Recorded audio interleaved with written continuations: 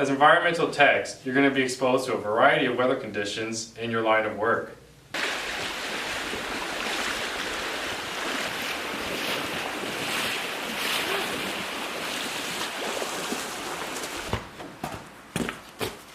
Minus 40 field sampling.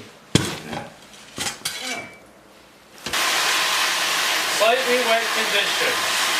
You may think that dressing properly would be common sense, however you'd be surprised at how many people wouldn't know how to properly dress for work in the field. Aha! You may think that that is quite silly, but guess what? It can be just as silly to be walking through the woods in the winter with jeans on.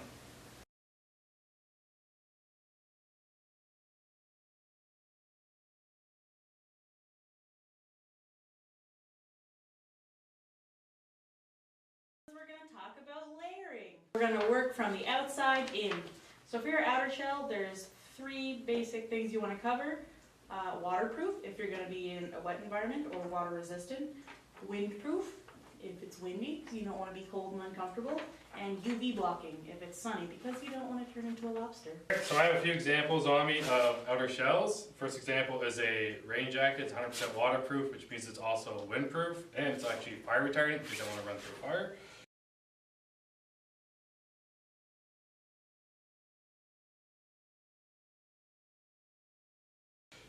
Something like this you'd wear if it's going to be raining all day. Otherwise you don't really want to wear it all day if it's going to be warm out because you're going to sweat. This will not breathe. Breathability is an important aspect of the layering system. If you have too many layers on and none of them breathe, you'll overheat very quickly. Next I have a fleecy type layer, neither windproof nor waterproof, but if there's no wind, you'll stay warm with this and it'll breathe well.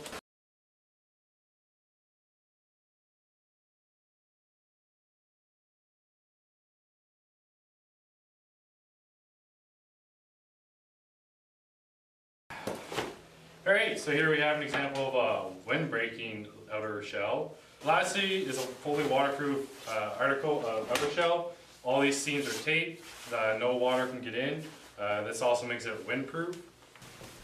Now remember, the key thing about the outer shell is it's there to protect you from the elements. So whether it's raining or snowing, you have to choose the appropriate outerwear to protect your next 2 layers. So now we've done the outer shell, we're going to move on to the next layer, which I'm sure you can guess what that is. You're right, the middle layer, the mid layer, also known as the insulating layer. The mid layer goes under your outer shell and over your base layer. So basically it's going to act as your main insulator. Depending on the weather, you're going to want either thicker layers or thinner layers. Yeah, for example, I'm dressed for a cold climate. You could have a warm weather mid layer if you were, say, wearing a thin long sleeve t-shirt or even a t-shirt. Those are considered your mid layers in layering. This is a wool shirt, wool pants. The mid layer's main purpose may be insulation, and it may help with some moisture control. The last layer is the layer that is most important for controlling moisture, and that layer is the base layer. So the base layer is what's going to keep you dry. So you're going to want to stay away from things like cotton that are just going to stay wet and you're going to be cold and uncomfortable, or just moist and awful. So cotton's the enemy. Cotton kills. Getting wet outside when it's cold out is very dangerous. So I have a few examples of base layers on under these mid layers. You can remember your base layer can range from a light duty to a heavier duty. So it could be merino wool, or it could just be a synthetic like Under Armour. So this is an example of a top base layer that's a medium duty. So next layer would be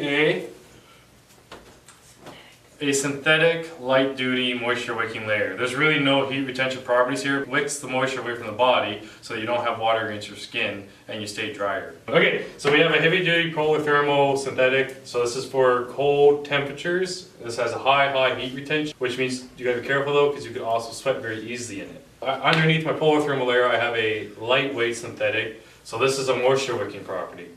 So this would be for mild weather, or if you're just layering your base layers, which you can do. You can have a moisture wicking layer covered by a thermal layer. So when you're layering for cold weather, if you have a long commute, you should probably wait till you get to your destination to add all those layers. If not, you're gonna get warm, you're gonna sweat, and be pretty uncomfortable for the rest of the day. So the importance of layering in the winter is to keep you warm and dry, and in the summer it would be to keep the sun off you, especially if you're outside in the sun for an extended period of time. Dogs got it figured out. They shed in the summer and they bulk up in the winter. We're not like dogs. We don't have a coat of fur to keep us warm.